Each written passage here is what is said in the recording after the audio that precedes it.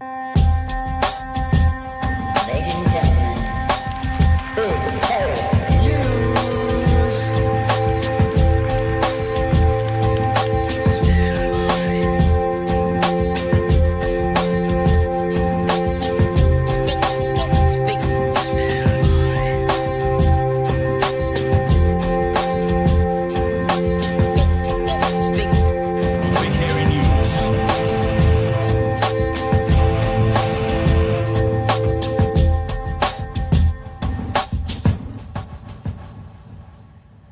Hey, kia ora koutou e te whānau. Welcome back to another episode of Big Hairy News. Chewie has been Thanos'd away. Chewie was still having trouble with his internet. I don't know whether he's rebooted and we have a freeze frame in front of us, or whether he's just popped off to the side. Oh, and he's popping back again, and then he'll be here to say hello and kia ora to us. Kia ora, Chewie, you got us, mate?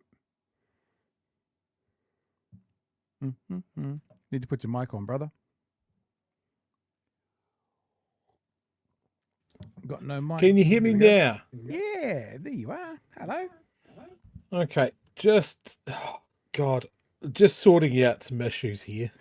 Well, you mute me again and sort out some issues while I tell the lovely whānau about what's going on for the show again tonight. Tonight we are looking at Erica Stanford's new curriculum. A huge number of concerns around it. It appears that the experts that were sort of engaged to do the curriculum, had their part. They shared what they shared. They had to sign non-disclosure agreements, which seems peculiar to me. But you know, even though it's not Craig's department, Craig Renney's about to join us. He's been around politics for long enough. It'd be interesting to ask him. You know, as an NDA usual when you've got experts coming in to talk about curriculums. The curriculum's been released today, and the experts who are being cited on that curriculum are saying, yeah, this is nothing like what we said. In fact, this is a very strange and concerning document. So we'll be having a look at that. We'll also kind of do the CGT twofold. We're going to look at, we're going to talk about it with Craig, and we're kind of going 101 questions with Craig. We were lucky enough to have Barb last night, but of course Barb had a very, very short amount of time. So we only had Barb for that 15 minutes or so. And, you know, well, I got to the end of it and I thought, oh, I didn't ask that. Could have asked that. Need to know more about that. And so we've dragged Craig in, and we're going to force him to answer all of our questions, and perhaps several of yours as well. As always, no guarantees your questions will be answered, but it's specifically why we've got Craig here to talk the CGT and to maybe pepper him with difficult questions, and then we'll see if we can find holes in his argument. You can never find holes in Craig Renney. Craig Renney he's got his finger in the dike. Is that what you say, Chewie? Is that? No, that doesn't feel right. Oh, not these days. Way, shape, form, whatsoever. Got it right again. Above me in the top corner there is a QR code. If you want to support us and help us to win either a gold, silver or bronze, the Listener's Choice Awards at the New Zealand Podcast Awards, all you need to do is click on that QR code or head to nzpodcastaward.com/nominate. Nominate Big Hairy News or BHN. You do have to also put into the entry form where you listen, because it's podcasts. No podcasts these days are just listens, but they still kind of talk about that. Where you consume us, youtube.com/@Big Hairy Network, or there's an Apple. You can tell them that you listen to us on Rover, Spotify, Facebook, I guess, Twitter, Twitch, all those places, all those good places as well. And I'm going to share with you one more quick thing. I want to say a huge thanks to all of our patrons, you lovely, lovely people. And we have had more patrons signing up in the last 24 hours. I have fixed the credits if you're with us last night and it fell over. I fixed them, so we'll have the new patrons up until yesterday in the credits tonight. And I normally only update the credits once a week, but maybe I'll do them again tomorrow because we're having a lot of people sign up at the moment because we're on a bit of a roll to try and reach 500 patrons. We're at about 465, 467, something like that. So we need about 30 more. We're trying to aim for that. And if you want to be a part of it, you can. Becoming a patron also gives you this benefit of our new badges here, our new pins. There is a Patreon only deal in there. Once you become a Patreon, you can get 3 pins for the price of 2. So there's an immediate benefit straight away for being a patron, of course, along with supporting us. And I'll just say it again, not to belabor the point. We're just really looking for people who want to support us through to the end of next year. So if you are thinking about supporting us as a patron and you kind of go, should I go for $15? Because that's a tier. But you think, that might be a bit tight, then go for 8. Make it so it's comfortable for you. Make it so you can stick with us till the end of next year, because that's what we need to be able to do. And speaking of those pins, you can go to the Big Hairy Network, bhn.nz, and see all the pins there. And we have a new merch item up there. It's a bit of a misnomer. It's not actually a merch item. What we thought we'd do is we would give you guys the opportunity to contribute towards our Christmas party. It might sound a bit weird, but we are bringing Gary and his wife down from Whangarei to Dunedin. We're hopefully bringing Craig down. We've still got to confirm all that, but the plan is to bring Craig and his partner down from Wellington.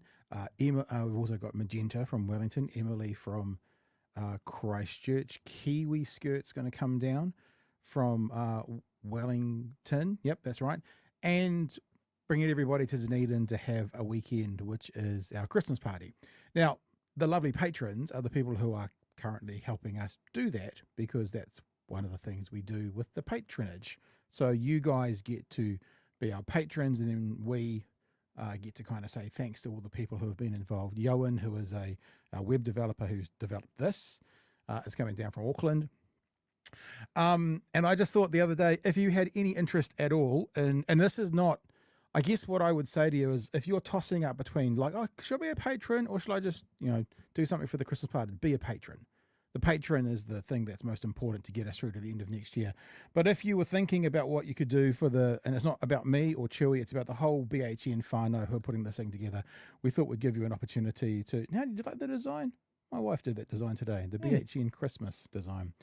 That you can go to Big Hairy Network and click on the Christmas donation or donation Christmas, and there's amounts. You can also do whatever you want. Like you can probably go $1. There you go. You can donate $1 as well, maybe, possibly. I'm guessing. Anyway, the other thing though is there's a little button up top here. See this button up top here? This is the regular donate page. There's no availability for that to be done there, but also this is a specialist little button here that'll also take you to that BHN Christmas Party Fund. If you, and we put it up there in case it gets too long, because I think they stay up for 2 weeks. There's on here as an automatic thing. If it disappears from here in the next few weeks, it'll still be up top. And the one thing I want to say to you is 100% of anything that comes through that, 100% of it will go into the Christmas party for December the 6th. I think I'm done. Anything else, Chewie? You back with us? I am just going to comment that my internet connection is not happy tonight. So very much like last night, I might be a bit choppy. The audio's you fine. sound like you're being auto-tuned at the moment, Pat, which is amusing. Well, your audio's fine, even if your video's a bit choppy. I mean, if you want to go to static image, you could, but you're actually... it's like we're watching Chewie from the 1940s, because it's kind of a bit stilted as you go through every now and again. But your audio is fine, which I guess is the most important thing in a podcast. And I'm sure if you watch the chat, they will tell you immediately if you are letting them down, because, they can. All right, let's bring Craig in. We're going to have a look at the one news story from tonight as well, which was Chippy saying to Luxon, bring it on. Welcome to the show from the CTU, economist Craig Renney. Craig, kia ora, good evening to you, sir. Good evening. How are you both? Yeah, good, mate. Haven't really talked about it this week, but will your podcast be featuring CGT, or is other stuff going on this week? There's other stuff going on this week. There's lots of coverage of CGT already, but I may well delve into it as more details and more criticism emerges. One of the things I'm really keen to do with the podcast is actually to dispel myths. So we're starting to get the disinformation about what is in a CGT, what's not in a CGT, and perhaps in a week or so's time, we'll have enough of that disinformation that we can dispel it all at once. Yeah, well, we're going to look at that tonight. We keep our powder dry right now, but like I've got a video with Christopher Luxon saying in the first 5 seconds, every business in New Zealand will be paying a CGT, even though the Labour Party or Hipkins has specifically said not on businesses. Me and Chewie said last night, Craig, it's like the job for Labor for the next 12 months is to make sure all of New Zealand knows that the CGT will impact 1 in 10 people. Yep. And the job for national for the next 12 months is to try and convince New Zealanders that it's going to impact 9 in 10 New Zealanders, because that's basically what they're saying now. And when I say impact, I mean those are the ones who'll be paying the tax. It'll impact all of us because there's GP visits involved. But you know what I mean? Yes, and it may well be that of those 1 in 10, actually only 1 in 10 of the 1 in 10 actually pay any serious money as a consequence of, you know, the CGT. It's day 2 of this, so it wasn't the feature story for TVNZ News, but they did about 2.5 minutes on it. I think we should watch it because what this is going to give us is some of the reaction sort of the day after. It also gives Chippy a chance to then respond to some of the criticisms. Is that the right word? Whatever. Yeah. Ideas coming towards it. So let's have a look at that, and let's then go in there. And as I said, if we want to, if you guys want to throw some questions at Craig, you're more than welcome to. They don't have to be super chats. Just so you know, Chewie, you can keep an eye on that. I'll keep an eye on it as well. Yep. Obviously, super chats are easier to see, but we're not saying super chats only for questions. If you've got one about this capital gains tax, and particularly the capital gains tax, feel free to throw it through. No guarantee we'll get to all of them or any of them. No, we'll try and get some of them. But if you want to put that in there, you can. All right, Chippy tonight on One News on day 2 of the CGT. Oh, let's try that again. Bring it on. Those fighting words from Chris Hipkins to Christopher Luxon today as Labor takes its new policy out to voters. Its capital gains tax would apply to residential and commercial properties, excluding the family home and farms, with the promise the revenue will pay for 3 free GP visits a year. Political editor Mikey Sherman reports. The tax debate gearing up to be an election fight. Now, I want to say this again because the scare campaign has already started on the other side of the aisle. Let's be clear, Labor used to be the party of working people. Now it just wants to tax everyone. 9 out of 10 New Zealanders. I guess the question is therefore, but are they going to be taxing the working people? Are they the 1 in 10? Probably not. Won't pay capital gains tax. Nationals already pumping out the attack ads warning a rental or a batch would both be taxed. Chris Hipkins owns a batch. You happy to pay capital gains tax on that? Yes. The Labor leader... I mean, what was she expecting him to say? No, I don't want to do that. What are you talking about? That's an easy win. Would my batch come under it? Oh, we're going to change the whole thing then. Yep, I guess we're going to get rid of that. Then launching an attack of his own. If Christopher Luxon wants to have a debate about our personal finances, bring it on. He sold Mongrel. 4 houses last year. The gloves coming off. Bam. Why should he be able to make more than $600,000 in 1 year from flipping properties? Yeah, I saw a headline today. It wasn't cut by One News, but I think the point that Chippy also made was $600,000 in 1 year, more than his prime ministerial salary, and pay no tax on it. That was the One News didn't put that line in there, but I saw that as a headline today. Mm-hmm. Well, I haven't flipped properties, but it's not about me. It's not about me. It's about New Zealanders. Meanwhile, well, then it's not about Chippy. It's about New Zealanders. Does that mean that fair? So that means I expect that because Luxon's like, it's not about me, that they're now going to stay completely off personal attacks, and they're not going to be talking about Chippy at all because it's not about Luxon. That would be fair. Property investors say they're being unfairly targeted. The wording in their press release shows they think that we're useless, unproductive speculators when nothing could be further from the truth. That's not what I've said, but residential property compared to investing in a business is unproductive. One property expert says while the tax could lead to fewer investors, house prices are unlikely to drop.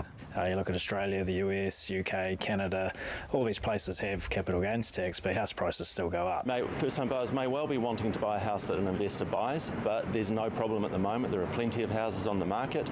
In Christchurch and Wellington today, it's high time New Zealand had a capital gains tax.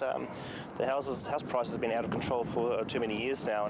I think people can see the logic, but I don't think they're particularly keen. It's a great initiative to have free GP visits. They're going to have to fund them some way. It could be more, could be wealth tax as well, but it's a start. Speaking of a wealth tax, unfortunately, this watered-down capital gains tax doesn't go anywhere near far enough.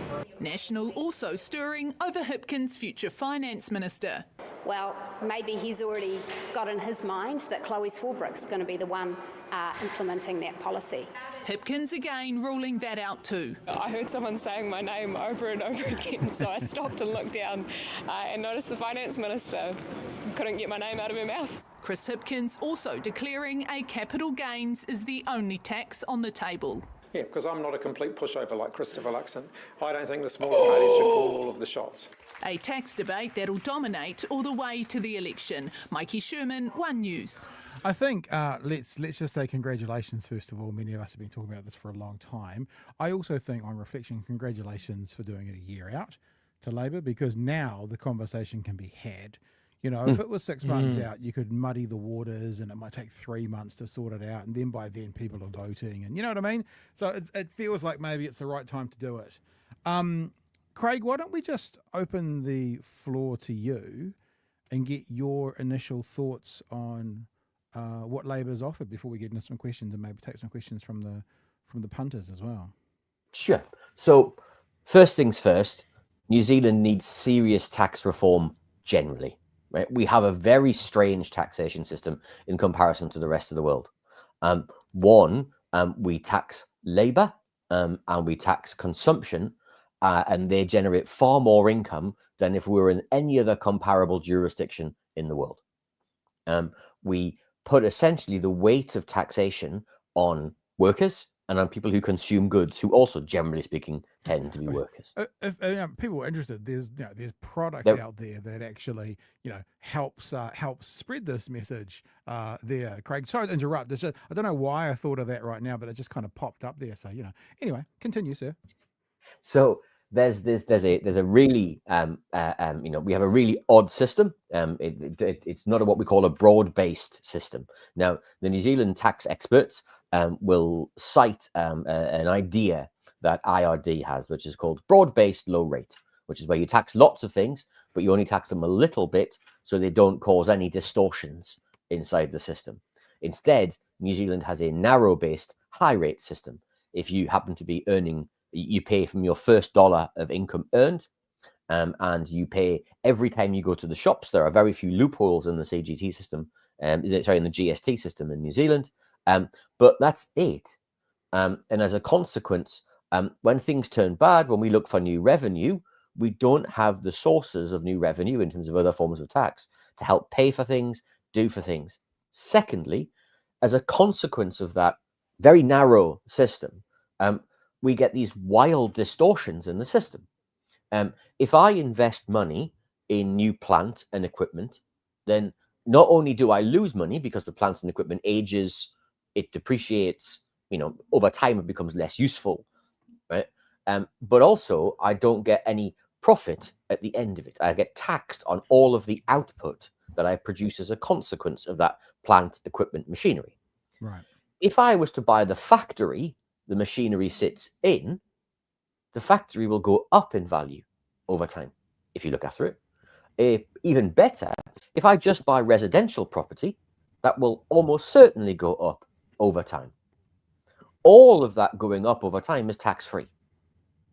And I get to write off the costs of the borrowing, the interest on the borrowing, against my other forms of tax, because I get mortgage interest deductibility.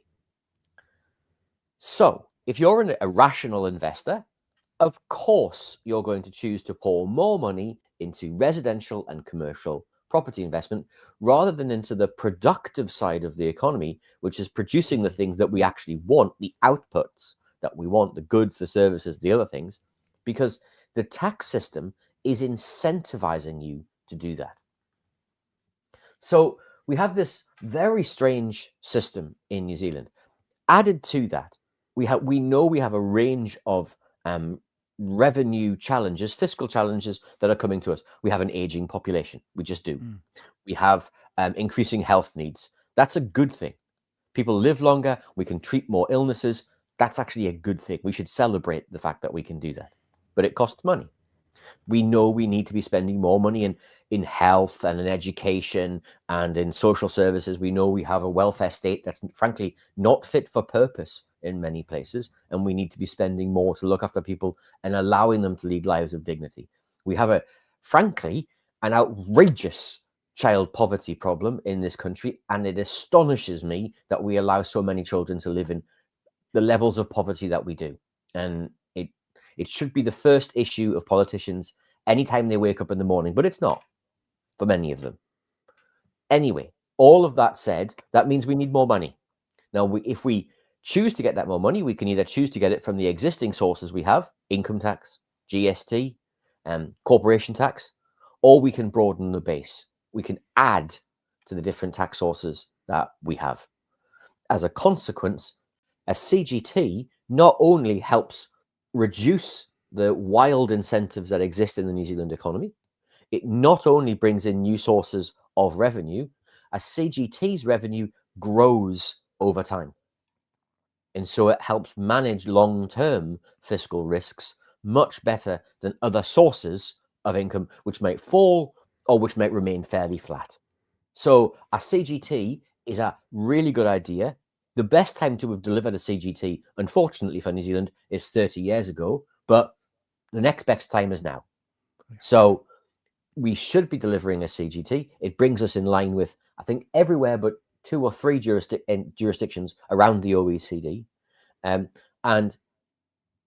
If the problem, which has been identified, is that a CGT would reduce investment, it would reduce the appetite of people to come and, build new houses, make new investments in New Zealand. New Zealand should be awash with cash as a consequence, because we don't have a CGT. New Zealand should be positively underwater with the number of people who want to be investing in New Zealand. Unfortunately, the only thing that's underwater is our coastline there fairly soon because of climate change. And that's partly as a function of the fact that we don't invest in things like our electricity grid or our electricity network, because it's more cost effective to invest in housing than invest in productive output. Hey, Craig, just take a half step back. You said New Zealand should be awash in investment because there's no CGT. So there's easy money to be made because there's no CGT, or there's easier money to be made, is what I'm hearing. So therefore, if we should be awash in money from investment, you're saying we're not. Why are we not awash in money, invested money? 2 reasons. One, we don't have investable propositions. We don't package the goods and the investments together in good ways. So investors don't want to come here and do that. 2, most of our economy is in areas that don't respond well to investment. So we're not massive producers of manufacturing. We don't do financial services. We don't do high-tech services. Instead, we do dairy, timber, we do hort, ag, and they don't respond in the same way to investment as these other sectors do. If I invest $1 million in financial services, I might get a much larger return than I would do if I invested $1 million in a dairy herd, because I can't get more milk out of the same cow.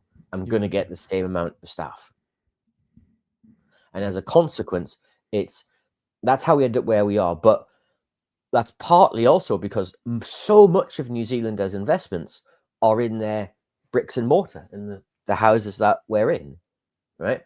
And we treat these things as investment assets. And, as the leader of the opposition said today, so much of New Zealand's economic problems boil down to the fact that it's so much more cost effective, so much more sensible from a tax planning perspective to do this, and treating housing as an investment rather than as a place to live, rather than as a community, hasn't been good for New Zealand or its economy in the long run. Hey, let's Chewie, you jump in as well, and then let's get to some of these questions, because there's a bunch of people, and I've got questions as well. If this is a good place to wrap that kind of part one, Craig, if you feel that's a comfortable place. Chewie, do you want to get in with Look, that first? can I say one more thing before we Yeah, kick yeah, off? of Just course, of ma- course. Make short circuit some of the questions. There's no such thing as a perfect tax system. And there's no such thing as a perfect tax system in theory, but also each tax system needs to respond to the needs of the country and where you are at the time and what's moving around and what you want to do, right? So the CGT that's being proposed, right, isn't a perfect CGT because a perfect CGT doesn't exist. Yeah. Right? Everything is about, can we get to better, not can we get to perfect. So right? you're saying, what is it saying, Chewie? Don't let good get in the way of perfect, or perfect get in the way of good. Don't let whichever perfect way. become the enemy of good. The enemy of good, yeah. And that is, everything we do in the tax system is not about trying to get to some kind of, wonderful state where we've solved every tax problem, because that will never happen, right? But can we get to a better place with a CGT than where we are now? Absolutely. Is there still more tax reform that could be done, could be achieved? Again, absolutely. But this tax reform categorically gets us to the proposed CGT categorically gets us to a better place than where we are right now with our current tax system. Cool. Yeah, because as it stands at the moment, if you have money to invest and you have a choice of buying a couple of 100-year-old villas or investing in an up-and-coming business with maybe a product that could be cool, that could have an audience, we don't know yet. But there's a company that's saying, hey, look, I'm looking for investors. You would have to be a crazy person to put your money into that business, because there's more risk. Whereas there's almost no risk if you buy those villas. So this is why we have an unproductive economy. Yeah. In the long run, Chewie, you're absolutely right. In the long run, right, you buy those two villas, over time, you will make money. Even the land that they sit on. If the villas fall down and crumble, the land is still going up in value that's underneath them. Yeah. Literal land banking. Yeah, but if you buy even if you buy something really straightforward, like a corporate bond, and it's turning out 8% a year, yeah, so it's really vanilla, right? That 8% a year, you're taxed on the income that you earn from the interest, but you're not taxed on the capital gain that you made on the profit on the property that you bought earlier. So it really does show the divide in the system between investing in something that might be productive as opposed to investing in something that is what we call in the trade passive. It doesn't do a thing. So last time Labor were at the wheel, we had the bright line test, and that was kind of a capital gains tax, wasn't it? Yeah. So a bright line test is essentially just a time limited capital gains tax. If you owned a property for longer than a certain period of time, you didn't pay the capital gains tax. Yeah. And the incentive there was to try and stop short-term speculation. Some people were buying properties off plan with money they often didn't have, because they would go to the bank and they would get the promise of money. When the property was ready to be occupied, they could sell the property before they'd ever owned it, make the difference between the purchase price and the new price, never actually have a mortgage, but make profit on the way through. And that was lifting house prices for everyone. That happened. Used to happen a lot in Auckland with apartment buildings. The apartments we build, you buy them off the plans for 140 grand, and then once the building was built, they were worth 240. This is obviously back several years ago, and people were just, like not even flipping, as you're saying, just a shuffle. Never stayed a night in those places. Sold them before they were available and made cash on them. So yeah, completely. Yeah. So then, if the bright line test was kind of a capital gains tax, it's part of the reason why this is such a big issue, that Labor are actually just calling it a capital gains tax. Like, they tried to hide it by calling it's a bright line test. It's absolutely not a capital gains tax. Please don't bully me, National. But this seems to be a very different Labor Party that's like, you know what, we're ready for this fight. Bring it. So possibly, but there's a really sad and boring, technical reason why it was called the. No, we're here for it. Go for it. So there's a really sad, boring technical reason. IRD has the ability to look through any economic transaction that it wants to and then say, hang on a second, that's not a real transaction. That's just a transaction to avoid tax. And so if I think you're making income from flipping properties, then I can charge you income tax because I think the profit you're making is really your income rather than a capital gain. And as a consequence, the law said, no. What we're going to do is we're going to make it really clear for IRD, rather than them having to have any judgment in this space. We're going to create a bright line, and any transaction below 2 years was automatically income rather than at IRD's discretion as to whether it was income or not. And so that's why it became known as the bright line test, because it was about putting a bright line in for IRD to say anything below this point we consider to be just income seeking rather than investment. Maybe we should get some of these chats, Chewie.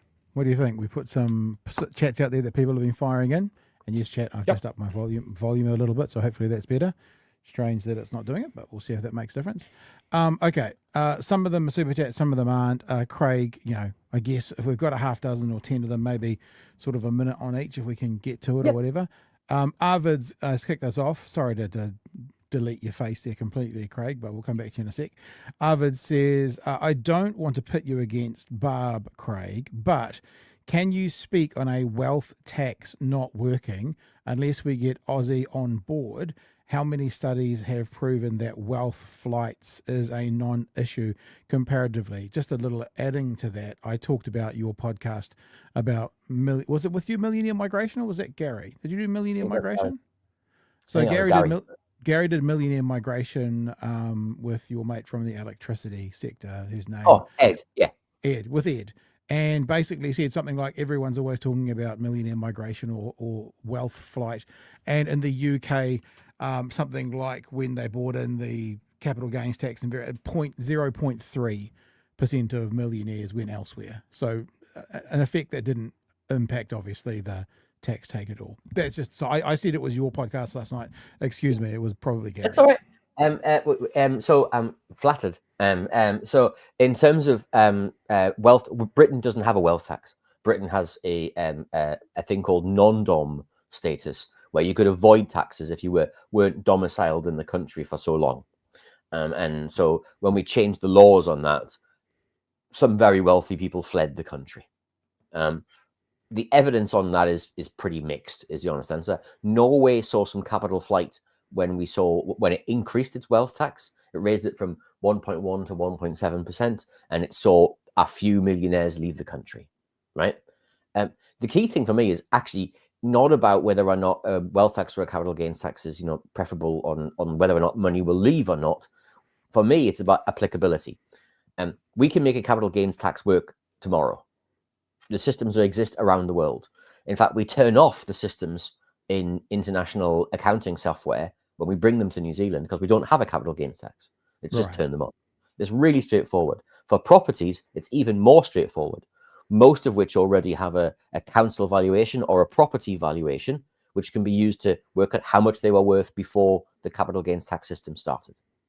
And because everyone's property is registered with QV, you can't hide property in the same way as you can wealth. And so it's just really easy. And then secondly, a capital gains tax system, the income ramps up over time. A wealth tax is, generally speaking, pretty flat.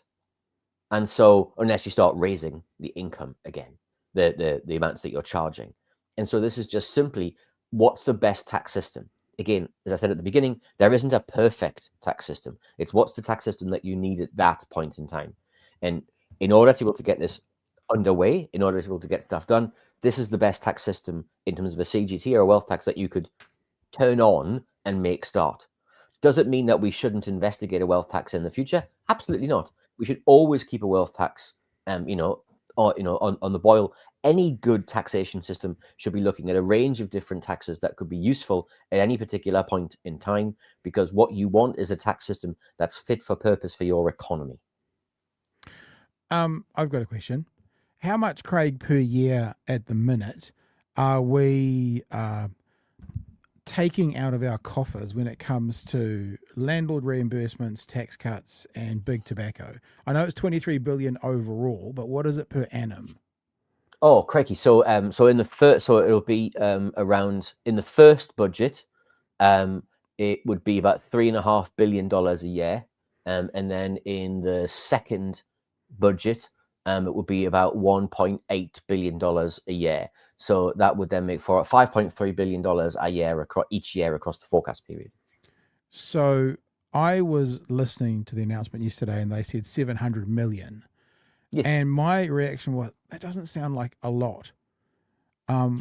What about why doesn't Labor come in and they say, first thing we're going to do is reverse all those things National has done, and then they've got billions a year putting back into the coffers before they even need to, I'm not saying not to have a capital gains tax, before they even need to add the 700 million a year for the capital gains tax.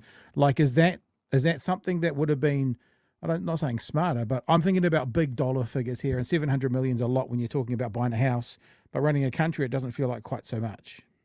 No, there are days when you in government when you spend multi-billions of pounds, dollars, and it kind of it kind of becomes meaningless. There's a fantastic meme which says where a young girl says, "Why not both?" Right, and as a consequence, the key thing here is we're using a CGT not just because it's a revenue raising tool. We're using a CGT because it actively assists investment decisions in the economy, because the absence of it causes bad investment decisions in the economy. You would want to do it anyway. If the coffers were full, let's assume we were living in New Zealand where the treasury was stuffed full of cash, where the coffers were full, right? We didn't know what to do with the money, right? We were burning it, right, late at night to keep warm, right? Would you still want a CGT? Absolutely, because it would give you more options. It would help tackle some of the fundamental problems we have in the economy, right?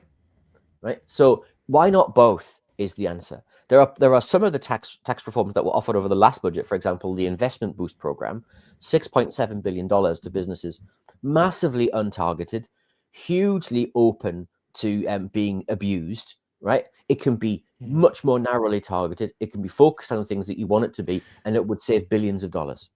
I think the answer to why not both, unfortunately, as Chippy's already said, this will be the only tax. And surely, why not both? They'd have to reintroduce it would be like another tax back in. So maybe that's the answer. Well, I would personally disagree. Okay. You could have a reversal of tax current tax changes. So the landlord tax system, for example, the landlord income interest rate tax system. If you have a CGT, you must, generally speaking, allow mortgage interest rate deductibility, because otherwise you genuinely are taxing twice. Right. But as a CGT builds up over time, it may well be that you want a mortgage interest rate deductibility to disappear over time, so that you're allowing the money to come in at the beginning, but at the end you've got the right tax system. Yep. Chewie, you got anything from you or anything from the chat? Right, let's have a look. So Ian asks, isn't the CGT just making landlords like a business? Landlords are a business. They're not anything other than a business. They're an enterprise. They're selling a product, which is shelter, and they're charging you for it. Anyway, they're not a social enterprise. Aren't they being just generous by letting us live in their asset? Some are. So you've got some charities that do allow that. However, I'm going to put it to you: the majority of private landlords, if you stop paying the rent, you would very quickly find yourself provided with an eviction notice. So no, it's a business like any other one. All right, next one. Kiwi Bird echoes something we talked to Barb a little bit about last night, but we kind of ran short on time. No CGT for farmers. Is this a little bit of a hat tip? The Labor's going, don't worry, farmers. We're not gonna screw you, because farmers that's where, and if they're thinking about intergenerational farmers, people who pass their farm down to their kids and stuff, then there's no need for CGT tax or capital gains tax there because you're passing a product on. So it would only come into effect for a farm if they sold it. So why should a farmer then get no tax on the profit that they're making on the land? But we do, even though that is their residential property. So this is a complicated area, but let me try and give you a couple of examples that hopefully won't make sense. Dumb it down for us is what you're saying, Craig. It's about a principle in tax called working capital, right? Yep. Where essentially you buy a farm and you run it, you might make improvements to it, and those improvements might improve the value of the land. And so as a consequence, you then sell it. But if you sell it and buy another farm, that's working capital. That's, you've taken one asset and you haven't realized the cash because you've gone from one business to another, right?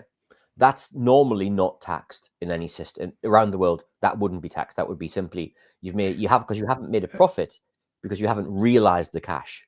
It's why you see on adverts for businesses plus GST, if any, because if you're going straight from one to another, it stays within the business rather than claiming. Exactly right. Yeah. And that working capital principle is true if you were buying a machine making mobile phones, or you were buying a machine making books on capital gains taxation, or you were buying, anything else, right?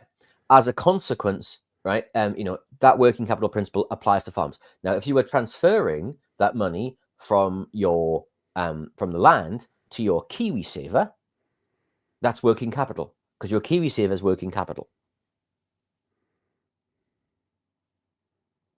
Because you're still deriving an income from your KiwiSaver in the future because it's locked up. It's a saving. It's an investment instrument. It's one investment to another, right? And so it's about whether or not it's you're genuinely shifting it from being working capital to being consumption capital or income, which you can then choose to do something with.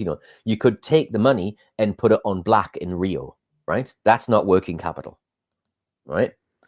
The key thing is, when you have a farm, you want to encourage investment in the farm because you want the farm to be more productive. If you don't allow that, then farmers would be massively disincentivized to invest in their land because they would then pay for it in tax on the other side. And you have to provide all sorts of tax offsets really quickly in the forms of write-offs.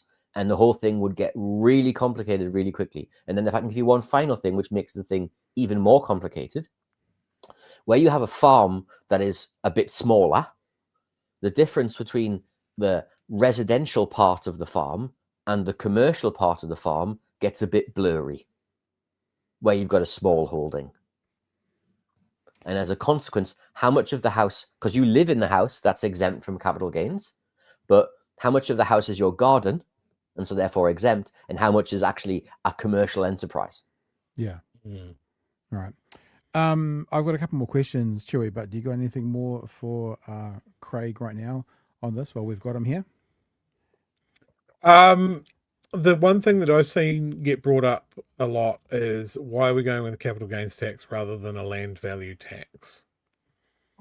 A capital gains tax also applies to the value that it gets that accrues to the capital improvements, i.e. the buildings, the structures on top of the land, right? So one of the things that a land value tax does, and lots of economists love land value taxes because we're not building much more land, is that it encourages greater density of development. It encourages much more clever use of land because that's the bit that gets taxed. So you tend to find urban centres that have land value taxes tend to be a bit more dense, tend to have more high-rise structures because you can put more value on a smaller piece of land, right? But a capital gains tax essentially captures both. And that's what you want to do is to capture not only the value of the uplift of the land bit, but also the uplift of the value of the improvement bit, as we call it in tax, on top. Cool, thanks. So me and Chewie, when we wrapped up the show last night, I posed a question which I thought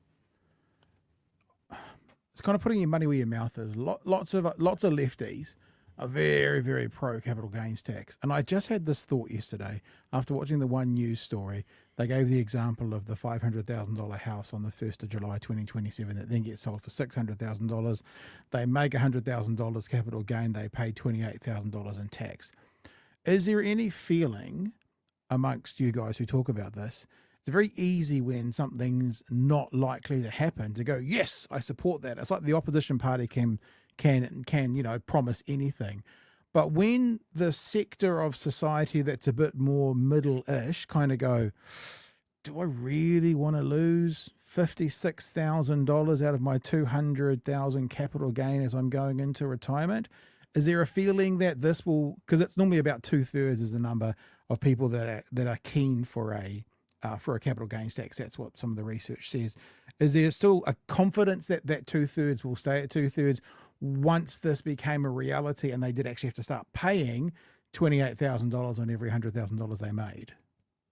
I think the key thing is there's a couple of things. One is where do you set the settings, right? So one of the things that the Labour Party has done is to have this on just residential property and on commercial property.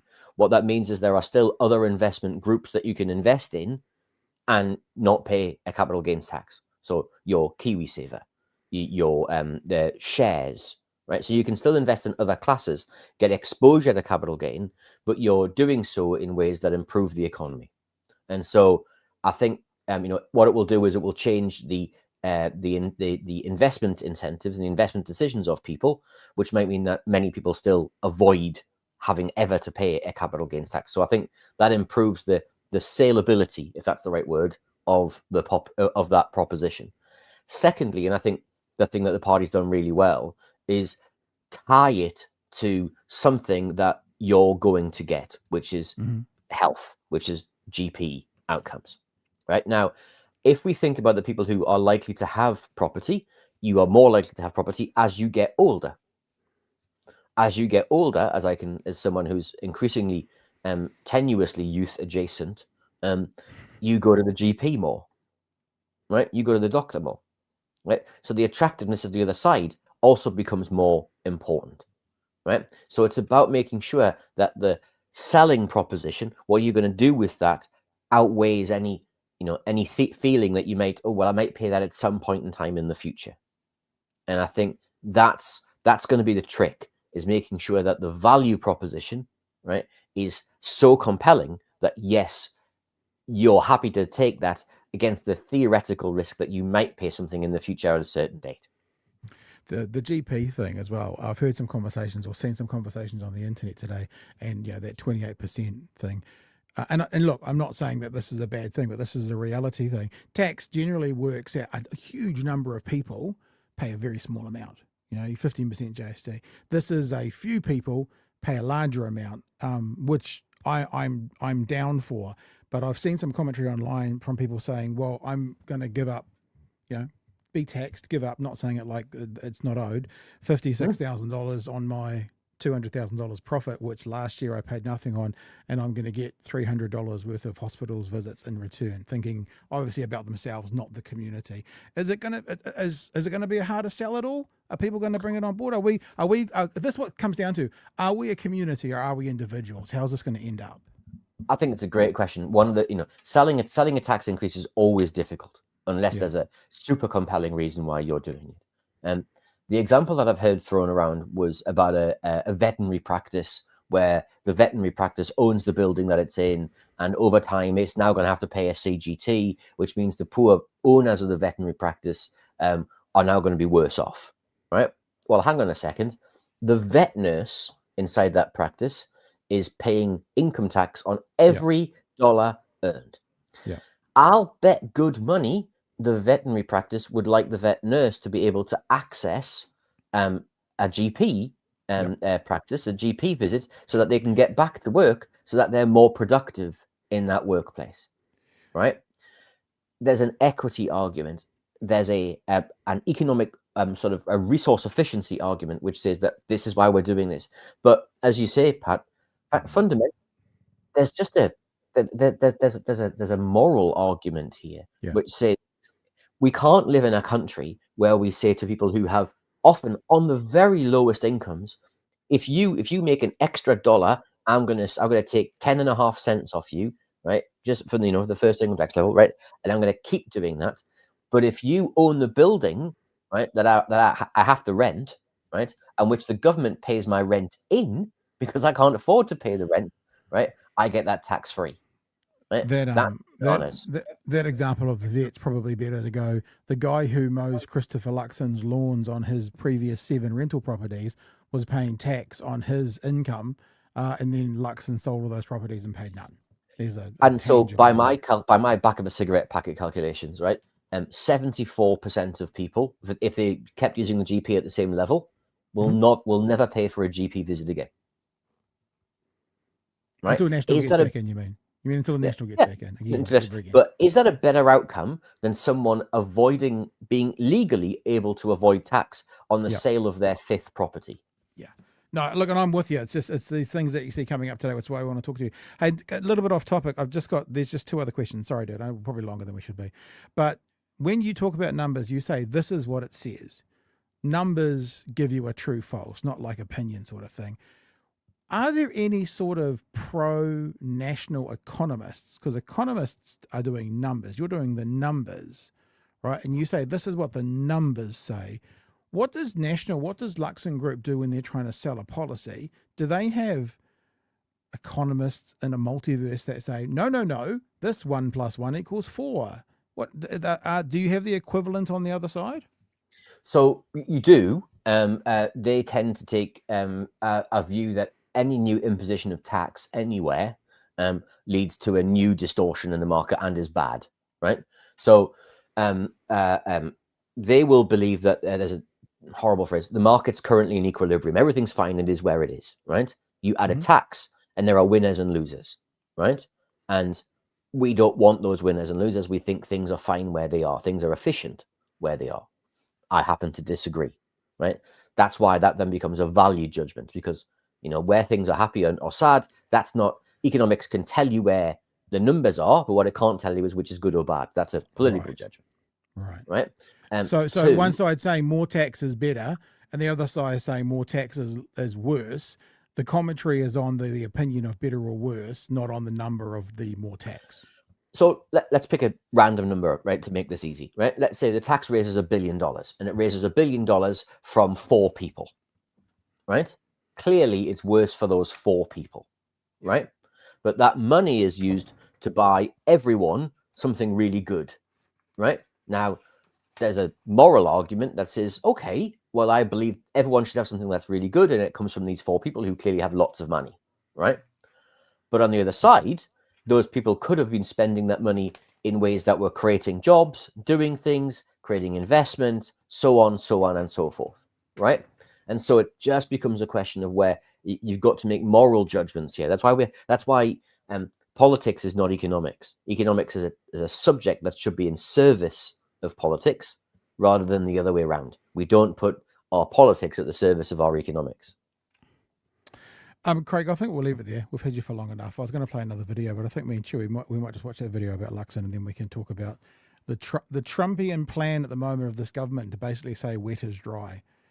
Like Luxon saying every business in New Zealand is going to be impacted by this. So we'll go on and debate that. Oh, yes, sorry. Is there something else? I just want to say, sort of, just to back that up, right? Sort of, if someone is there's a really straightforward argument here, right? If someone's telling you, right, that I'm going to take some money and I'm going to improve something which is, generally speaking, going to improve a lot of people's lives, and it's going to come from people who currently aren't taxed, currently aren't contributing from the gain that they're making from society, and that is somehow worse than the current, the current situation, right? There has to be extraordinary justification for that. There really does, right? Yeah. And when someone says, oh, no, but it'll make things worse, companies will be worse off, people worse off. No, they will just pay tax like everybody else. Right? That's not the same thing as being worse off. They themselves may be worse off, but that's not the same thing as being worse off. It just means they'll be like everybody else. And that's the key thing, is that yes, financially they will be worse off, but they will be no worse off than you or you or you or you, right? And that's one of the key reasons why a capital gains tax works, because it levels the playing field in investments and it levels the playing fields in terms of the economy. All right. Sounds like a perfect place to leave it, actually, Craig. So thank you for being with us. Appreciate you giving us some time today. And I guess we'll probably catch you tomorrow at some stage to look at a podcast for you. Indeed. Okay. All right, dude. Thanks for your time. Thanks. All the best. Bye. See you. Bye. Cheers, Craig. Why don't we do the chat? What should we do the chats as well? There is this clip from Luxon that I mean, we were longer than I thought we'd be with Craig, so I didn't want to go any longer. Okay. But why don't we do the chats first? And you can. There's so many chats. Yeah, well, that's because. Look, I want to say, and this is more about the battle to come, because the policy was out there, it was leaked, and National went on the offensive straight away, not with facts, but with feelings of like, see, we told you that Labor was going to tax everybody. They're going to tax businesses. They're going to tax your nan, all of it. And they have got that vibe out there.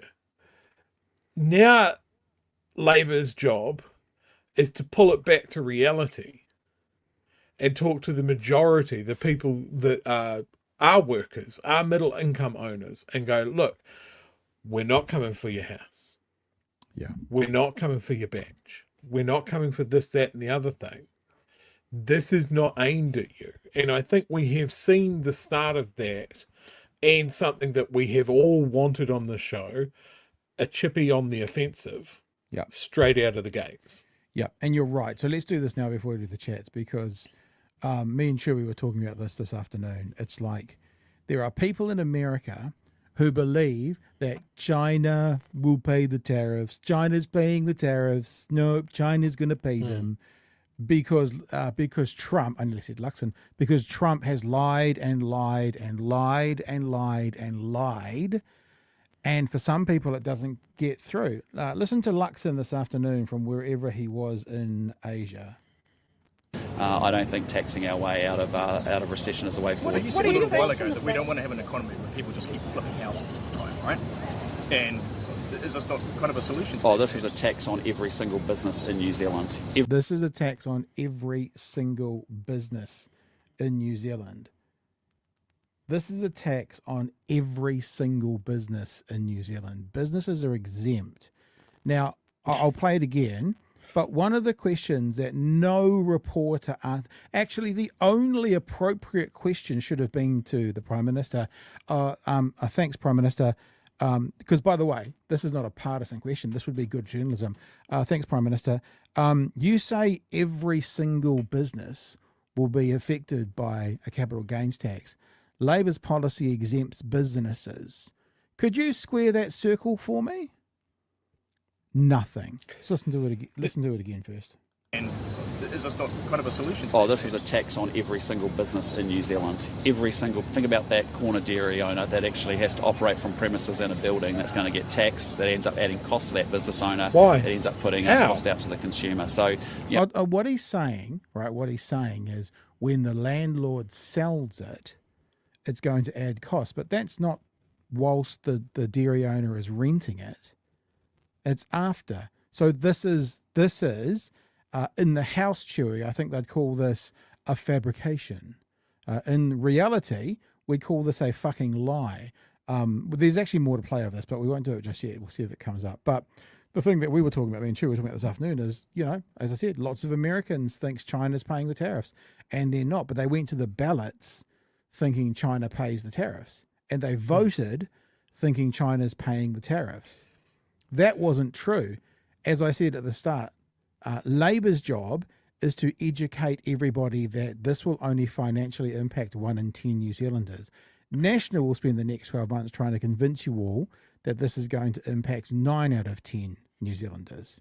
Chewie. So much like the argument that I had around, the Greens financial document that they put out, of people talking about how taxes were going to go up. The answer is, how many houses do you have to sell? Well, I don't own any other houses. Right, so don't worry about it. Just fucking chill out. They're not coming for you. Yeah. The other thing that I would have loved to see some pushback on is his nice little off-the-cuff, absolutely not practiced in the mirror every morning comment of you can't tax yourself out of a recession. If I was there in Malaysia, I would have jumped out on that immediately of like, can we austerity our way out of the recession that your austerity has caused? Yeah, can we cut our way? Can we cut our way to it? No, you can't. So your option is to cull the public service, to take away the public resources that we paid for. You want to take them away. They're gone. It doesn't save anything. It costs us more money. It doesn't stimulate the economy. We've seen this overseas, and guess what? We just saw it fucking here, right here on our doorstep. You did this. Yeah. So then maybe the answer is, it doesn't matter what you think because your way isn't working. Let's get to some chats now. Gold says, and there's you can feel the stank in Gold's voice here a little bit, the stank. 460 days at most, right, Pat? Also late fee. There's a backstory to that, and that's I once questioned Gold, and then at our last meetup, Gold showed me exactly how. I never actually said that Gold was wrong, but I said Craig Renney has some other views. So obviously Gold's like, I should have nailed Craig tonight. I'm sorry, Gold. Next time. I'll get him next time, but I bow to your superior knowledge. Kiwi Bird says, properties are hard to flip. They are quite heavy. Pam says, landlords like to pretend that getting someone else to pay the mortgage on their asset is a business. Time for them to pay up like a business does. Awesomeosaurus, Craig, tangent, thoughts on modern monetary theory. Apologies we didn't get to that, but we did say that we might not get to everybody's. Hayek and Friedman's acolytes have rogered New Zealand, says Peter. LJ, any chance of a commensurate income tax cut or tax-free bracket? It would make a CGT more palatable to Kiwis who don't get the nuances of a CGT. Oh, I think the first, pick a number, Chewie, 20, 15, 20,000 should be tax-free. 20. 20? Yeah. All right, fair enough. 25. Arvid says, love the way you expanded on my question. Thanks, Pat. You're welcome. Vasta. In these tough times, Luxon thought it was best to respond to the poor landlords by giving them a tax break. Oh, there's another one from Arvid's. Arvid's, so Nat's economists are Thanos. Yeah, I've always wondered that, because when and it's not just Craig, there's a host of economists come out saying, no, these are the numbers. And the thing that's lovely about maths is 1 + 1 = 2. You know, that's the thing that was always different at school and study, is that, you know, you're writing an essay on Shakespeare. There's opinion and conjecture, and you can have a perspective, and that has to be judged. But in maths, 1 + 1 = 2. So I've always thought, when Craig comes out and says, these are what the numbers say, here they are, look at them. Look at them? Look, okay. How does the other side spin them when 1 + 1 = 2? But I guess we got our response, which was basically 1 + 1 = 2, and one side saying 2 is good and the other side saying 2 is bad. So that's how you get the difference in the economists.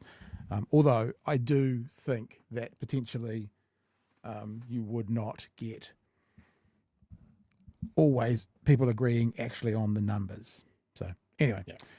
All right, Chewie, shall we get on? Because there's a story today that came to me quite late.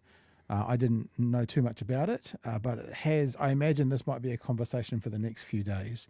The government has come out with a curriculum change, and there's lots of words being spoken here that make it seem like, oh, this is just something nice. This is something a bit different, And then, of course, we have our insider in the government, whose name is David Seymour, who always says the quiet part out loud and confirms exactly what this is all about.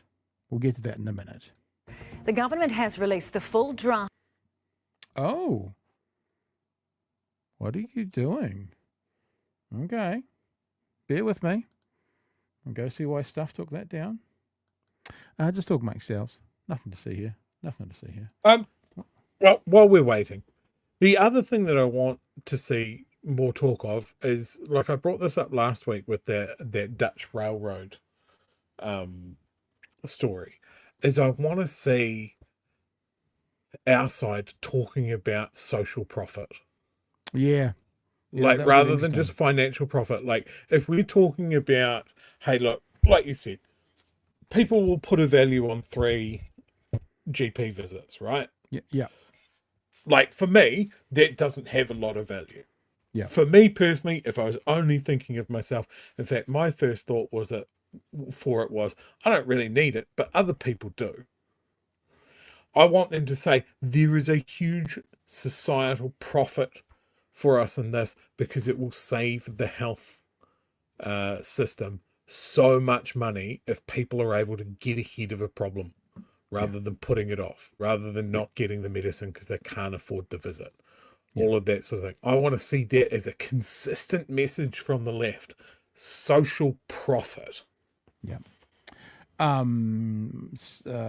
Stuff took it down off YouTube because, as you see now, it's 9 minutes long. Samantha Hayes did a one-on-one interview with Erica Stanford at the end there, and they've slapped them both together. That's why it disappeared. So this is the same story, but we'll just watch the first kind of 3 minutes of it, which is the actual news story. Here we go.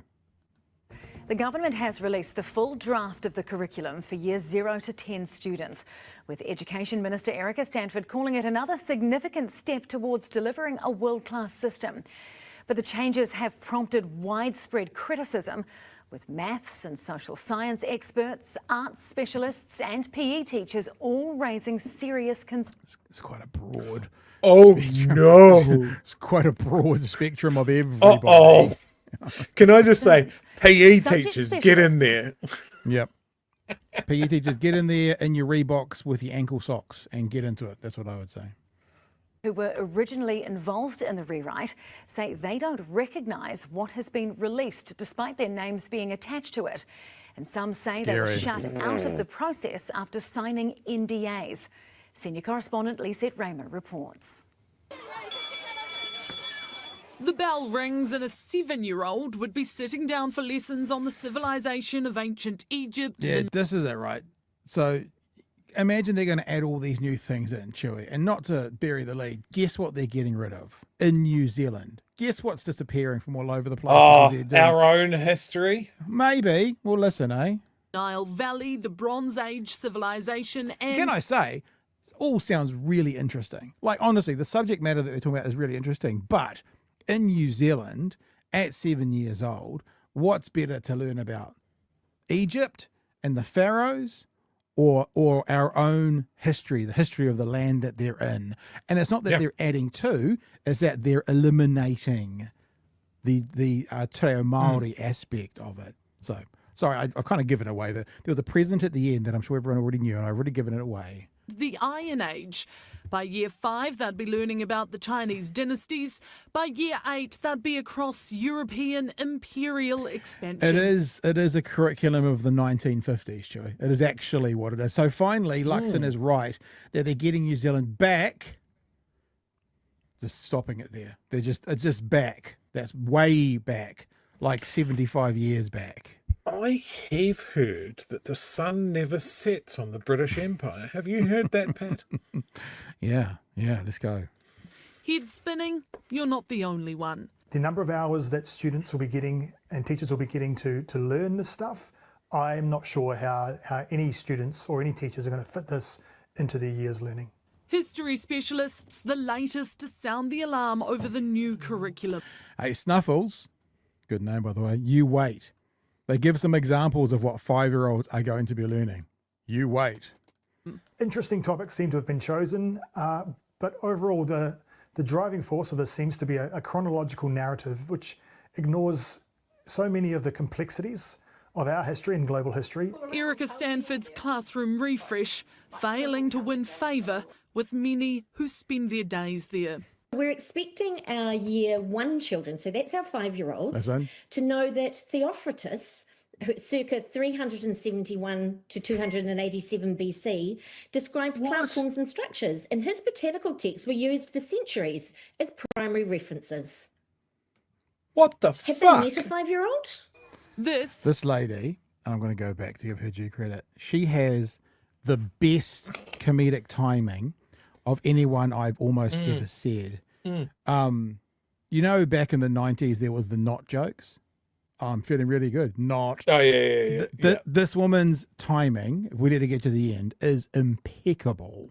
Described platforms and structures. In his botanical texts were used for centuries as primary references. Have they met a 5-year-old? It's good timing. It is good timing. It is good timing. So we'll keep going. This, if you're wondering, fits under the science umbrella. Our 5-year-olds need to be exploring, they need to be playing, they need to be interacting with science. I'm not sure that Theophrastes is going to be high on our list of priorities.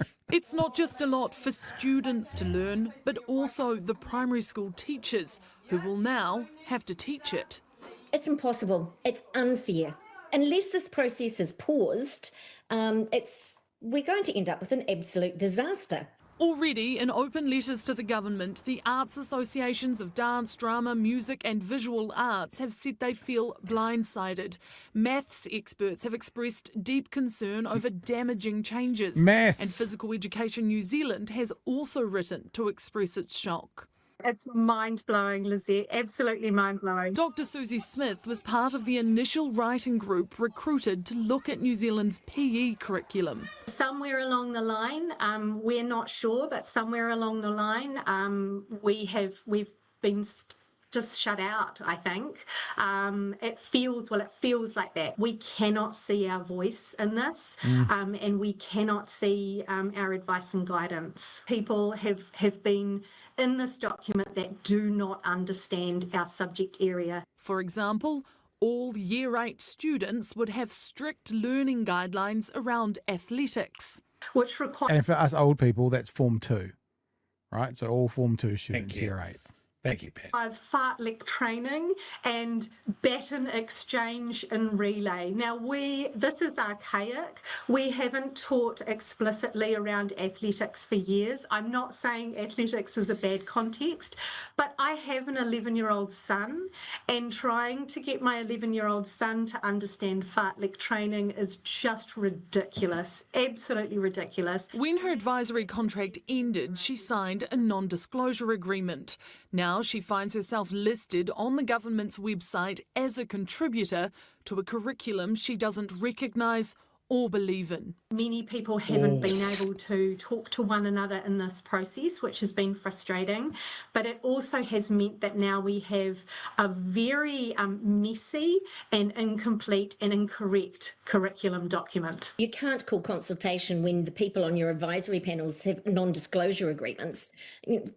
That's not consultation. The draft is now open for 6 months of consultation for feedback from teachers, principals and educators. The Education Minister can expect a torrent of it. We're incredulous. How much more feedback does the government need? Well, a short... So goes on to an interview, which I've actually already pulled up in another thing, and at 3 minutes 13, hopefully this hasn't been removed, she asked about the NDA. So let's just get the questions around the NDA, specifically why these advisors, because what the doctor was saying, Dr. Susie was saying is, if you've signed an NDA, how do you speak with the other experts who are contributing to the document during the process? So this was the question from Sam Hayes about the NDA. Minister, why have the contributors that were involved with the rewriting of the curriculum been asked to sign non-disclosure agreements? Some of them are saying that it feels like an abuse of power. No, it's just standard. I mean, the previous government did exactly the same thing, and I can see why they did it. No, we're hearing that they haven't been asked to sign NDAs before, and it just seems interesting because I don't understand why any of this process about educating the country's children should be top secret. Well, you will remember under the previous government, the science curriculum got leaked, for example, and it was an absolute debacle. So she just goes on to basically saying that doesn't answer the question, and is being told that because in the previous government something was leaked, apparently an NDA would be the thing to protect that. Lord knows how, But that's the thing. So there you go. There you go, Chewie. That's where we're at tonight. And as I said, there's words and you can debate it and you can get around the table. What are they talking about? And then I now am starting to believe that David Seymour is actually a secret activist for the left, because he just comes out and he says the quiet part out loud. Wonderful news today. The highly politicised Aotearoa New Zealand Histories curriculum has been fixed. The Marxist big ideas, such as Māori history is the foundational and continuous story of Aotearoa New Zealand, and the course of Aotearoa New Zealand histories has been shaped by the use of power, are gone. In their place is a new balanced history curriculum, balanced as in all those stories about Egypt, in line with the ACT Coalition commitment to restore balance to the Aotearoa New Zealand histories curriculum. Children will learn where they're from, meaning colonised history. That's exactly what he's saying. But also that our history is a part of a wider human story. That story is older than our country and continues alongside us today. Best of all, the ERO review of the history curriculum found this is what children want. They want to learn new and interesting things that aren't familiar to expand their minds. And I'm so proud our government has rejected the social engineering approach to deliver it. God. Now, what's happened, just so you know, and I've got no one's leaked this to me, but I'll tell you what's happened. I'm pretty sure of it. Kids have been polled and asked if they want to learn new and interesting things. And they've gone, yes, of course. No, And then the government has decided what those things are. If you said to those same kids, do you want to learn about the Tudors, or do you want to learn about a historical Māori figure in New Zealand? I suspect most of them would lean towards a Māori figure than the Tudors. So I doubt they've been asked specifics. They've been asked more generalised questions. But there you go, Chewie. As I say, thank you, David Seymour, for saying the quiet bit out loud. We all knew it, but you confirmed it and you made it very clear that this is ACT's fingerprints all over it about getting rid of Māoridom away from our schools as quickly as possible. Sir. Just fucking stinks. Stinks to high heaven of Atlas. This, wouldn't you think the foundation, the place that you want to start with from an educational point of view with your kids this is the story of the place where you live. I would think that is your foundation. And then, asking a kid to have a concept of how long ago 3,000 or 4,000 years is. As an adult, that blew my mind. I went to Crete in 2015 and walked around their museum of the Minoan culture and just how spectacularly old that is. It's a weird place to say, kids under 12, we're just going to start at the very start and we're going to go through what seems to me a very European-centric way of learning the important parts of history. And the important parts of history are the Egyptians and the Greeks and the European culture, and then I guess the Europeans found China. So let's talk about China for a little bit. And then at some point, maybe we'll get around to the place where we live. We're definitely not going to have Māori history. We're definitely not going to have European colonial history in this country. We're not going to include the language. We're not going to include the mythology. We're not going to include the social conversations about how, say, the indigenous people of New Zealand did things before Europeans arrived. There would be too much benefit from that.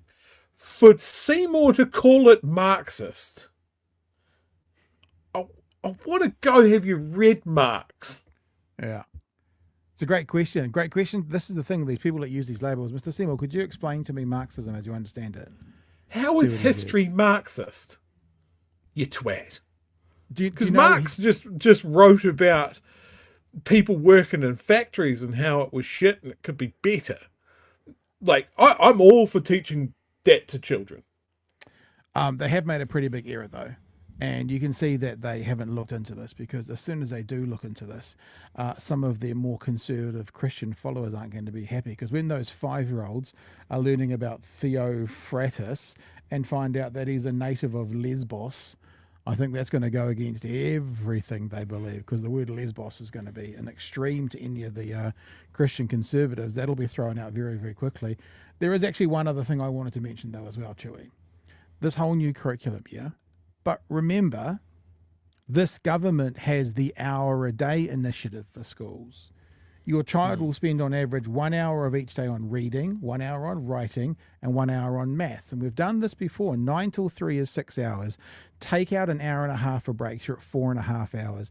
Easily take out half an hour for things like rolls and putting chairs up and there. So you're at 4 hours. So according to this government, there's 4 hours a day of teaching time, of which 3 has to be filled up with the reading, writing, and arithmetic. All of these new things coming in are going to have to fit into the last hour of the day. That doesn't include PE.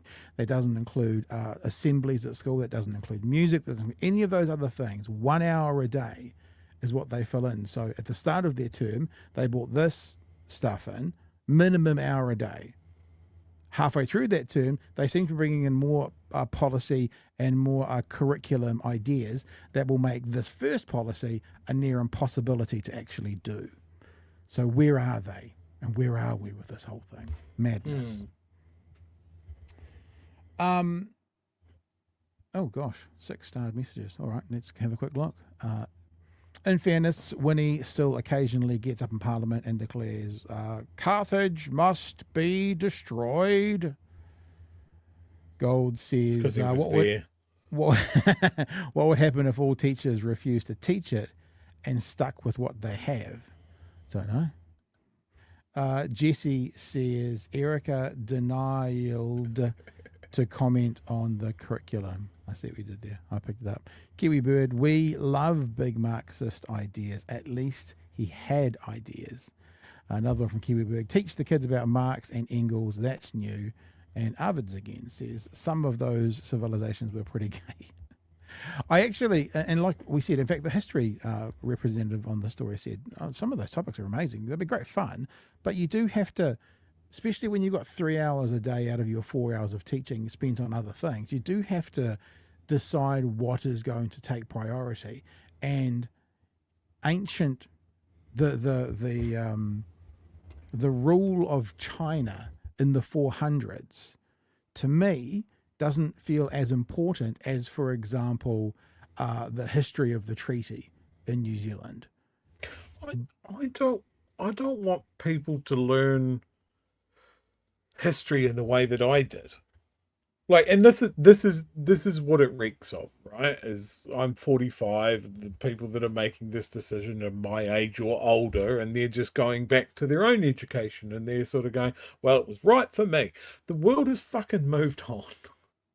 Like, I had to find out about the history of my own country in any depth. I had to wait until my late 20s to fucking get around to it. And it wasn't a formal education. It was people pointing me in certain directions and me doing reading and me talking to people. Like, I think that the place that you live in should be the place that you start. Why are these kids not learning about the country that they live in, the natural environment that they live in, the way that people are culturally, with the many cultures that we have in this country now? Is that not a better societal benefit for us all, and definitely a benefit for the person that's learning it? What I find absolutely stunning here is that story ended up with, like, well, now there's going to be 6 months worth of consultation. And that would be great if this was a government that listened to the people that decided to submit on items of consultation. Did I see, was it the Friday night guys? I think some of them are in the chat right now. One of them is, that put up a fact that something like 600,000 submissions have been put into this government so far this term, which is like hugely more than any other government in the history of New Zealand has put into this point. Just, you know, exponentially more. So it looks like maybe we've got another one coming up, Chewie, we need to talk about. And what has been the reaction? Now, I saw a story last week with James Meagher, our incredibly effective minister for the South Island, going, wow, geez, we had a lot of people make submissions. My reaction is that we need to make this harder for people to do because there's so many. We need to put limits on people's interaction, their democratic right to submit on laws being considered. Wow. Not look at it like maybe we shouldn't have put forward a really shitty, poorly written law that pissed off everybody. Or look at it by going, isn't it amazing? Democracy in action. People are engaged. Yeah. And then another story that goes hand in hand. I saw the New Zealand initiative put out a thing of like, we need smaller caucus, longer terms, and I think more MPs. And it's just like, well, if the New Zealand initiative is for it, then I can guarantee this is a bad fucking idea. So they want us to stay out of our own democratic process. The fact that so many people in this past 12 months have decided to break the habits of a lifetime, submit for the first time on issues that they have realized is fucking vitally important to this country. That has scared them. Yeah, good point. 100% Ruru. The treaty bill taught 300,000 people how to write submissions as a political act. And a lot of people have not taken their foot off the gas, and that has scared this government because they have to visibly throw all those submissions in the bill, in the bin, and then try and shut the door so we stop doing it. Just on the thing you just said about having more MPs, I think we should have more MPs. Yes, you've spoken about this before, and I agree. We've got, so for people who haven't heard that, if you look per capita at the moment, we've got fewer MPs right now than we've ever had. I've done the numbers a couple of times when I was working in Talkback. I did them again maybe last year when we talked about it here. So if you look at the size of the population of the country and the number of MPs per capita, we've never had fewer MPs than we have right now. And if you went to say the 1980 numbers, like if we were to have the number per capita, it's about 150 MPs. So we actually need another 30 like that. You know, maybe after Trump's builders finish the ballroom, they can come and expand the Parliament House and the Beehive for us. Part of my concern with that, Pat, is the New Zealand initiative also think it's a good idea. And it might be, but you know, in combination with everything else, although the whole thing is to concentrate power. Against exactly what I'm saying. I guess in the 1980s, the 70s, and that, it was hard, even though there was fewer constituents per MP. Sorry, fewer people, that's right. It was also harder to get to your MP. Maybe technology and the ability for us to now connect with our MPs means it can grow to having more constituents per MP and be relatively the same. That's probably a fair counter argument if you know. I mean, you just email these days and send it off to the MP, and so maybe, I don't know. I'm just saying that's a fact though, that per capita there's never been fewer. Yeah. I've got one little thing to show you, I think, Chewie, before we wrap up. Oh, there was a starred one that came in as well. Here we go. Oakley says, "Hey David, kids also want a nice and healthy lunch. That wasn't comparable to prison food. Prison food, I think it's better. It's worse than prison food. But you didn't care what the kids wanted then." Very good point. See how it's very convenient when you change your argument. So as Oakley was just saying, Seymour is saying this is what the kids want and we're giving it to them. School lunches, on the other hand, fuck you kids. Literally, you open the door and you own it. Is there anything else you want to talk on that? Because I thought I might just give us the last kind of very short couple of minutes on a very funny story from today. It is both a political story and a light-hearted end to the show. Mm-hmm. I also thought... I just want to leave one thing on the table before we leave this conversation about education.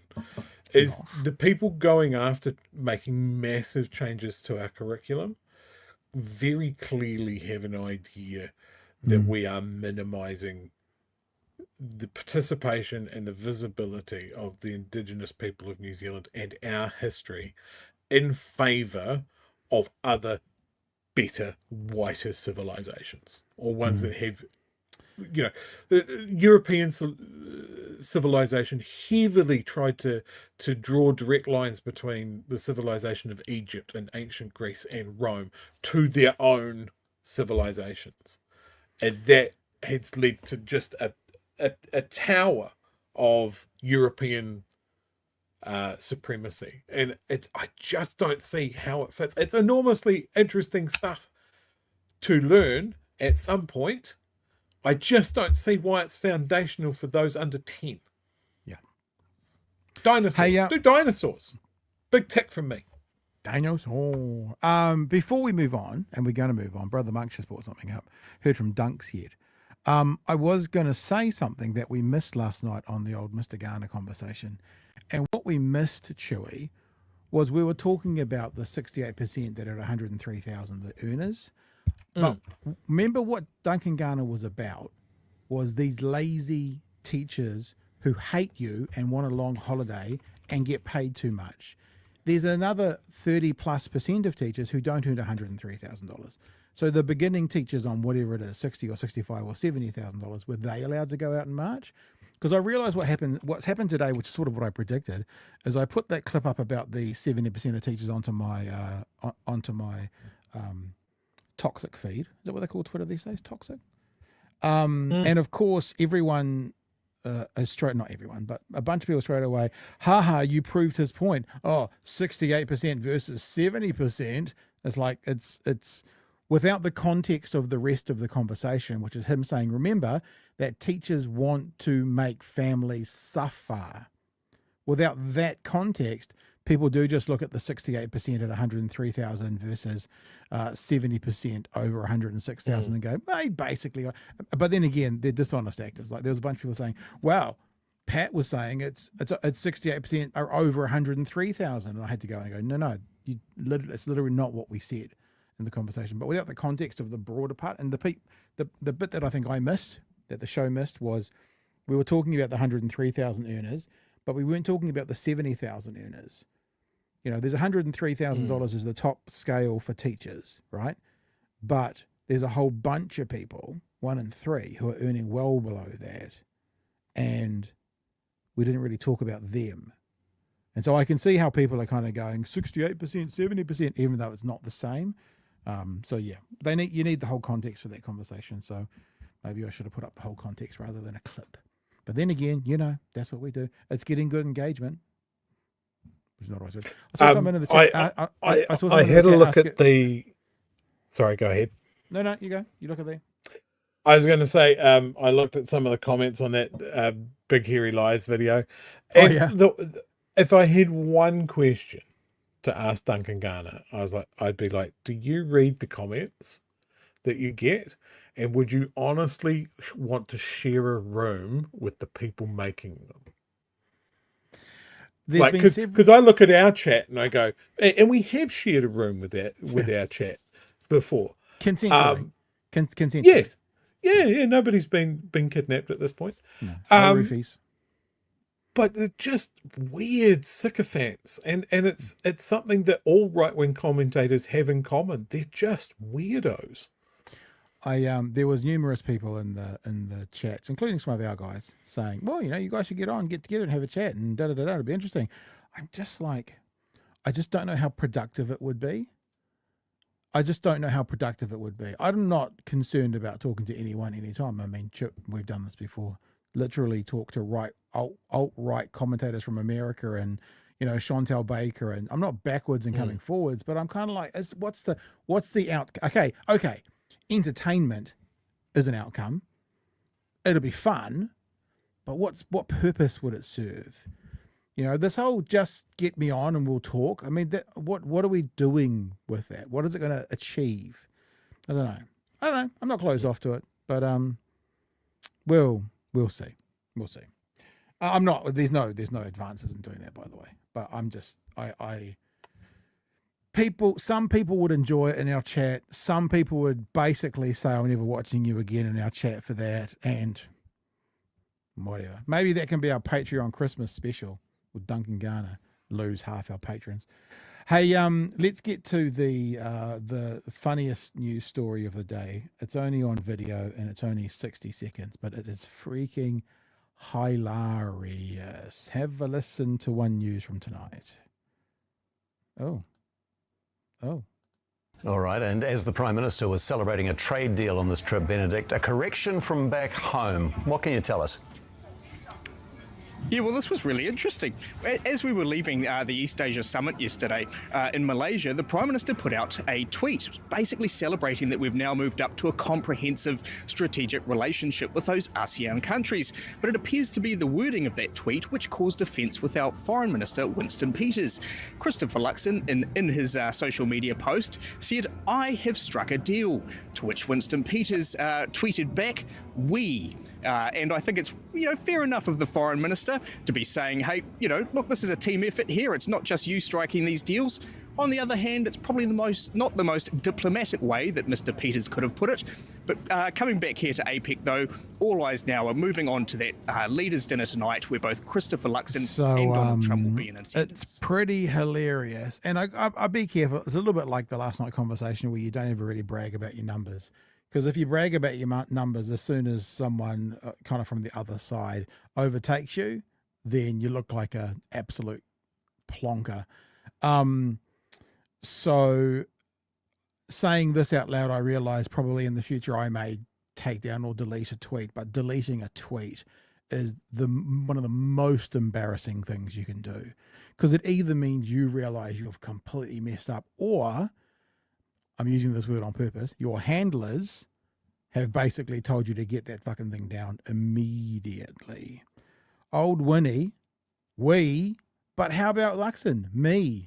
Really interesting. Luxon and look, I'm not suggesting Luxon sitting there with his two little bald thumbs typing out the thing himself. So maybe it was an underling, but yeah, it's interesting about the I, says Luxon, I mean, I don't know what you do watching right now, but if you're working with people, like anytime I'm talking about this podcast, for example, if I'm writing to someone, it's always we.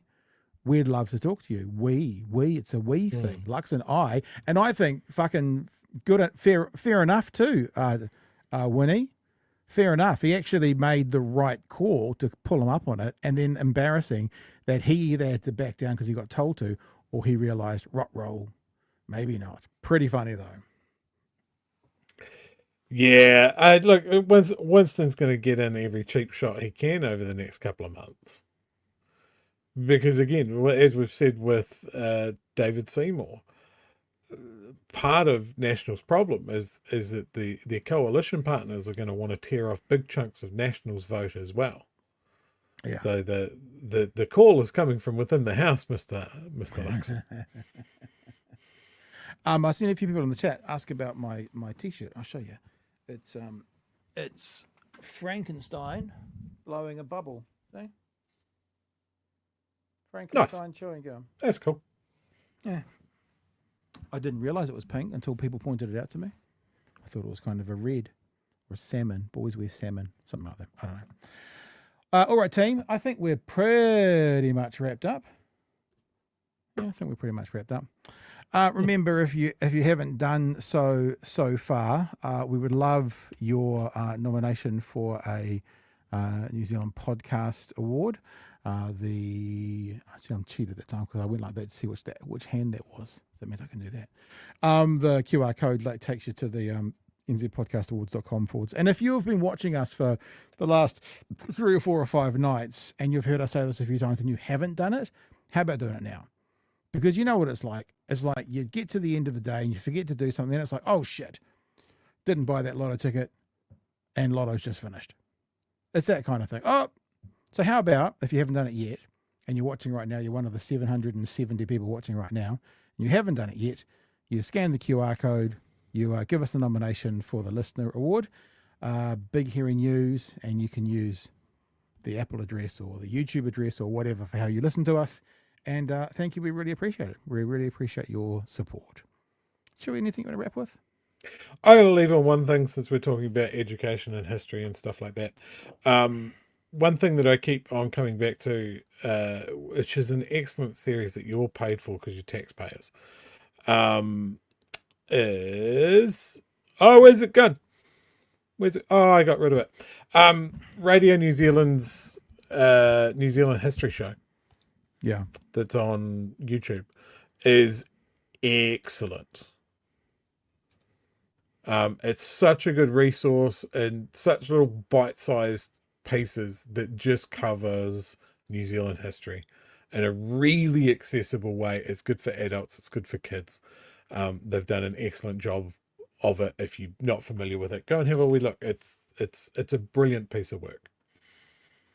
Very good. Okay, team. We just want to say one thing to listen. 21.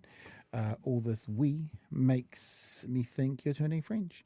There, you know Mel Brooks? You must know Mel Brooks, comedy legend from way back in the day. I can't remember the name of the movie. I was real young, and I think it was a repeat on VHS or something.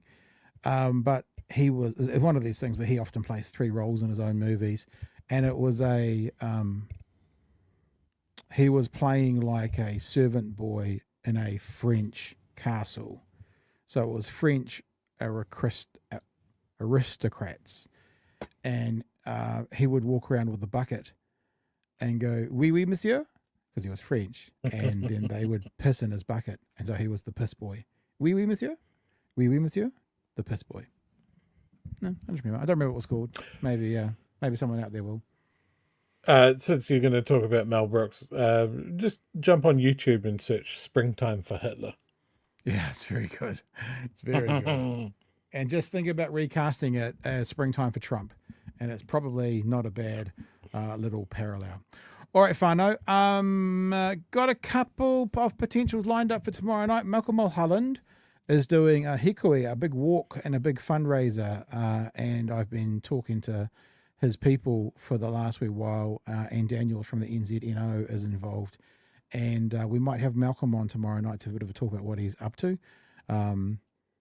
Lots of other bits and bobs as well as we go through tomorrow. Remember, a short week, obviously, so as we wrap up the week tomorrow night, I guess until then, be safe and be well. It's been lovely to be with you. Now, I fixed the credits. That didn't work last night properly, and so if you joined us as a patron in the last week or so, you'll probably see your name in the credits. Now, if you've changed levels, like some people have, I may not have done your name yet because there was quite a few people, and I didn't get around to everybody.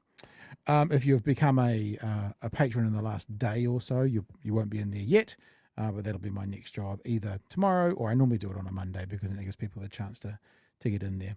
All right, team, that's everything I need to tell you and nothing else.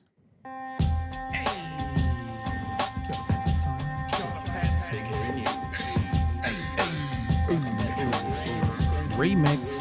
Help us settle a debate, whether it be thoughtful or funny, even if we're all creatures of hate. It's a fine line that we're walking together. For better, push aside the temptation to berate. Let's take a note of the corners we stand in. As many points as the hairs on my chinny chin chin. When the news that we're watching is hairy, knowing all the things that we need to be wary of.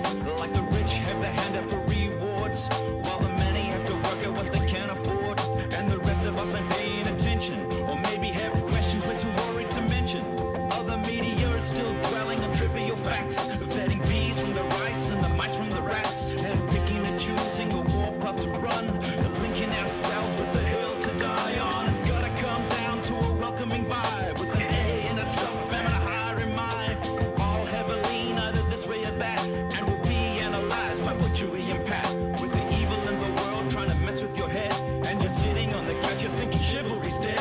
Each night, 2 nights, they're gonna sing you to bed. It's Big Hairy News. That's it for me, Chewie. Anything you want to wrap up with? Any pearls of wisdom you want to drop? Yes, there is a fibre broadband issue. I have confirmed it. For everybody? Yes. It's under repair currently. Exactly the same thing happened last night as tonight. My internet is fine now. It seems to be an issue purely between about 7 and 10. Yeah, it's the government. You know, they're all about it. All right, team. Thanks for being with us. Appreciate you tonight. We'll catch you tomorrow night from 9 o'clock for the next edition of Big Hairy News. Hooroo. Cheers, fam.